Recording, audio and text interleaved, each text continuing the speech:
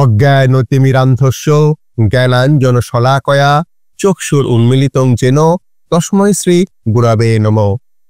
প্রথমেই পরমারাধ্য গুরু মহারাজের রাতুল চরণে জানাই ভূলুণ্ঠিত সংখ্যাতীত সাষ্টাঙ্গ দণ্ডবৎ প্রণাম। তিনি যেন সদা সর্বদা জয়যুক্ত হন এবং আমার প্রতি কৃপা কটাক্ষ বর্ষণ করেন। আজ যখন আপনারা এই ভিডিওটা দেখছেন তখন হয়তো রবিবারের সকালবেলা। আগামীকাল 89তম প্রভুপাদের তিরোধান মহোৎসব। তো প্রভুপাদের যে অমৃতময় বাণী এবং আচার্যবর্গদের এবং স্বয়ং মহাপ্রভুর যে বাণীগুলো আপনাদের সামনে আনি, আজও তার অন্যথা হচ্ছে না। থাম্বনেল দেখে বুঝতেই পেরেছেন যে আজকাল একটা জিনিস আমরা খুবই শুনতে পাচ্ছি, আমরা এর জন্যে ভক্ত হয়ে যাব। এর জন্যে বলতে পরীক্ষায় পাশ করিয়ে দাও, ভক্ত হয়ে যাব। ঘরে বিবাহযোগ্য ছেলে বা মেয়ে আছে আর অপরদিকে তিনি ভক্ত, তাড়াতাড়ি ভক্ত হয়ে যেতে হবে, না হলে বিবাহতে দেরি হবে। ব্যবসাতে ক্ষতি হচ্ছে, সংসারে অশান্তি হচ্ছে, তাড়াতাড়ি ভক্ত হয়ে যাই, না হলে এই অশান্তি আর যে নিতে পারছে না। যেন একটা বিনিময় প্রথা। আপনারা কি কখনো ভেবে দেখেছেন যে আমাদের এই মানব জীবনের সাধ্য বস্তুটা কি? আমরা কেবল অর্থ, যশ কিংবা ক্ষণিকের সুখের পেছনে ছুটে চলেছি, কিন্তু সে কি আমাদের চিরন্তন আত্মার তৃষ্ণা মেটাতে পারবে? শুদ্ধ ভক্তের জীবন পর্যালোচনা করলে আমরা জীবনের সেই পরম উদ্দেশ্যকে খুঁজে পাই, যা সমস্ত জাগতিক লাভ, পূজা, খ্যাতির ঊর্ধ্বে, কেবল প্রেমের একটা বিশুদ্ধ প্রবাহ। আজ আমরা সেই শুদ্ধ ভক্তের লক্ষণ ও স্বরূপ সম্বন্ধে জানার চেষ্টা করব স্বয়ং শ্রী চৈতন্য মহাপ্রভু এবং তার অন্তরঙ্গ ভক্তদের মুখনিসৃত অমৃত বাণী ও প্রভুপাদেরই একটি লেখা থেকে। আর এই আলোচনা কোনো পাণ্ডিত্যপূর্ণ ভাষণ নয়, এটা হবে আমাদের হৃদয়ের একটা গোপন কথা, যা আমাদের ভবিষ্যতে পথ দেখাবে। শুরুতেই জানার চেষ্টা করি যে এই শুদ্ধ ভক্তি আসলে কি। যখন আমরা শ্রীকৃষ্ণের অনুকূলে আমরা সমস্ত ইন্দ্রিয়ের দ্বারা সেবা করি, কিন্তু সেই সেবার মূলে ভোগ, মুক্তি এবং অন্য কোনো জাগতিক আকাঙ্ক্ষা যখন থাকে না, তখনই তাকে শুদ্ধ ভক্তি বলা যাবে। শ্রী চৈতন্য চরিতামৃতের প্রামাণিক সিদ্ধান্ত অনুযায়ী শুদ্ধ ভক্তির স্বরূপ হলো কিরকম? সর্বপবধি বিনির্মুক্তং তৎপরত্বেন নির্মলম ঋষিকেশ সেবনং ভক্তির উচ্চতে। এবং ভক্তি রসমৃত সিন্ধুর 1 নম্বরে পেলাম এবং মধ্যলীলার 19/170 নম্বর পয়েরে পেলাম। অর্থাৎ সমস্ত উপাধি বা পরিচয়ে মুক্ত হয়ে কেবল শ্রীকৃষ্ণের প্রতি একান্তভাবে আসক্ত থেকে নিজের সেবার উপযোগী ইন্দ্রিয়গুলি দ্বারা শ্রীকৃষ্ণের সেবা করাই হলো ভক্তি। আর যিনি এটা করছেন তিনিই তো আসল শুদ্ধ ভক্ত। এই ভক্তিটা কেমন? এ যেন একটা নির্মল স্রোত, যেখানে জ্ঞান বা কর্মের দ্বারা আবর্জনা মিশতে পারে না। তাই বলা হয় যে অন্য বাঞ্ছা অন্য পূজা ছাড়ি জ্ঞান কর্ম আনুকূল্যে সর্বেন্দ্রীয় কৃষ্ণানুশীলন। চৈতন্য চরিতামৃতের মধ্যলীলায় এটা আমরা পাচ্ছি।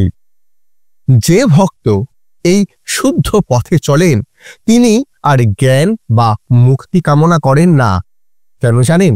কারণ তার কাছে মুক্তি একটা তুচ্ছ বস্তু। শাস্ত্রে বলা হয়েছে যে কেবল জ্ঞান মুক্তি দিতে নারে ভক্তি বিনা, কৃষ্ণের মুখে সেই মুক্তি হয় জ্ঞান বিনা। চৈতন্য চরিতামৃতের মধ্যলীলার 22/21 পয়ের অনুযায়ী। অর্থাৎ মুক্তি নিজে থেকেই ভক্তির অনুগামী হয়, কিন্তু ভক্ত মুক্তি চান না, তিনি চান কেবল প্রেমময় সেবা। তবে এই প্রেম ভাবের মূল প্রয়োজনটা কি, সেটিও স্পষ্টভাবে শাস্ত্রে উল্লেখ করা হয়েছে। তার সেবা বিনা জীবের না যায় সংসারে, তাহার চরণে প্রীতি পুরুষার্থ সার। শ্রীকৃষ্ণের চরণে সেই প্রীতি স্থাপন করাই হলো জীবনের চরম সার্থকতা। ভক্তির সোপান এবং নাম মহিমা। কিন্তু কিভাবে একজন সাধারণ জীব এই শুদ্ধ ভক্তির পথে প্রবেশ করতে পারে? এর প্রথম সোপান হলো শ্রদ্ধা। এই শ্রদ্ধা কেমন হতে হবে? আধ্যা শব্দে বিশ্বাস কহে সুদৃঢ় নিশ্চয়, কৃষ্ণের ভক্তি কইলে সর্বকর্মকৃত হয়।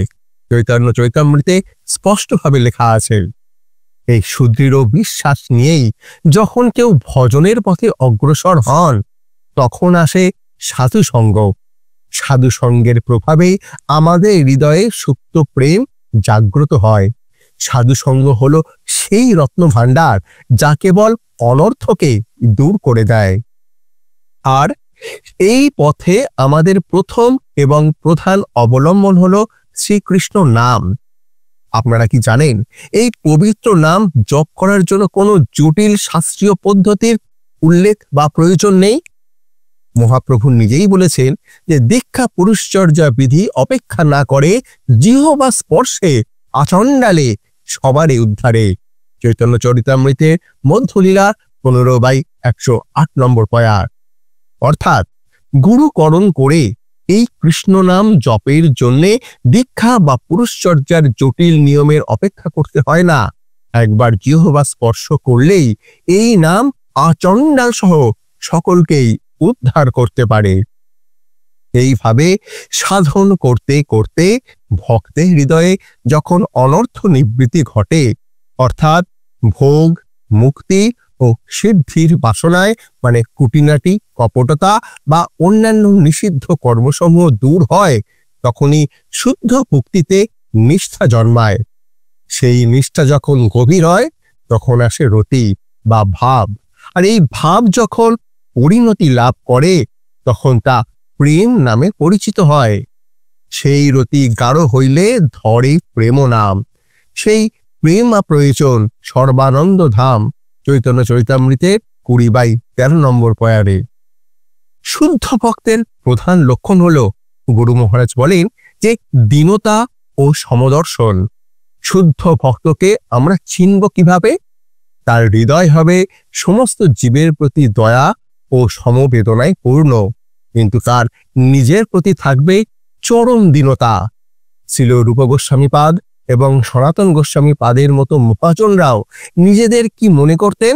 তারা নিজেদের তৃণাদপি সুনিচিন জ্ঞান করতেন।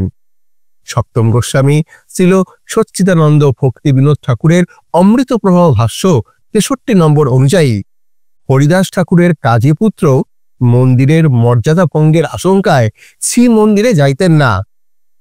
রূপ গোস্বামীপাদ এবং সনাতন গোস্বামীপাদ আপনাদিগে তৃণাদপি সুনিচ জ্ঞান করত নিচু জাতির সহিত অধিকারে সামান্য বুদ্ধিক্রমে শ্রী মন্দিরে যাইতেন না। তাদের কাছে এই দীনতা ছিল ভূষণ স্বরূপ। এমনকি রাজা প্রতাপরুদ্র, যিনি স্বয়ং শ্রী চৈতন্য মহাপ্রভু কৃপালাভ করেছিলেন, তিনিও নিজেকে দিনহীন মনে করতেন। তার অন্তরের সেই বিনম্র ভাবটি উপলব্ধি করে আমরা বুঝতে পারি, আমি ছাড় যোগ্য নাহি তার দর্শনে, তারই যে ভজে তার সফল জীবনে। চৈতন্য চরিতামৃতের পয়ার অনুসারে শুদ্ধ ভক্তের দৃষ্টিতে সমগ্র জগৎ কেমন দেখায়? এটি কি কেবল জড়বস্তুর সমষ্টি? না, মহাভাগবত ভক্তরা জগৎকে ভিন্নভাবে দেখেন। তাদের দৃষ্টিতে মহাভাগবত দেখে স্থাবর জঙ্গম, তাহা নয়, তারা হয় কৃষ্ণ স্ফুরণ। অর্থাৎ তিনি চলন্ত অচল সকল বস্তুর মধ্যে শ্রীকৃষ্ণের প্রকাশকে অনুভব করেন। জগৎ তার কাছে কৃষ্ণময়, সেখানে কৃষ্ণ ভিন্ন আর কিছু নেই। বৈরাগ্যের আদর্শ ও প্রেমের পরাকাষ্ঠা শুদ্ধ ভক্তের জীবনকে এক জটিল থেকে সরল করে। শুদ্ধ ভক্তের জীবনে বৈরাগ্য কেমন হয়? এটা হলো যুক্ত বৈরাগ্য, যা কৃষ্ণের সেবার সহায়ক।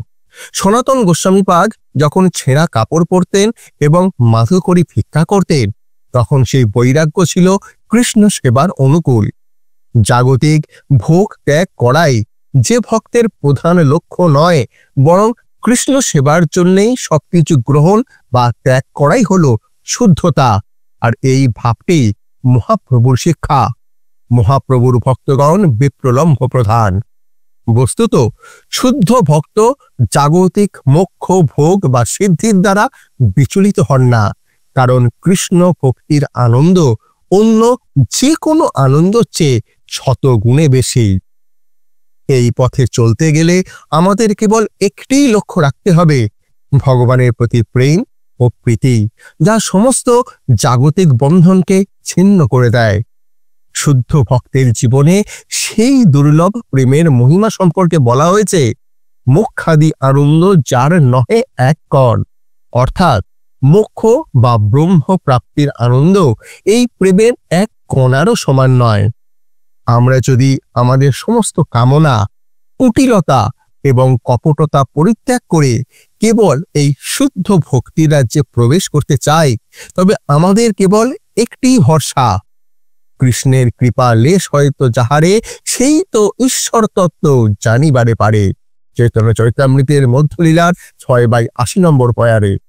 এই কৃপা লাভ করার জন্য আসুন আমরা সকলে মিলে সেই পথ অনুসরণ করি, যা আমাদের জীবনের প্রকৃত সার্থকতা এনে দেবে। এই শুদ্ধ ভক্তের পথই হলো এই নির্মল ধারা, যা আমাদের এই দুঃখময় সংসার সমুদ্র থেকে উদ্ধার করে আনন্দধামে নিয়ে যেতে পারে। ভিডিওটি কেমন লাগলো অবশ্যই শচীনন্দন কমেন্ট সেকশনে জানান। আর হ্যাঁ, এইরকমই ভিডিও পেতে অবশ্যই লাইক, কমেন্ট, শেয়ার এবং সাবস্ক্রাইব করবেন।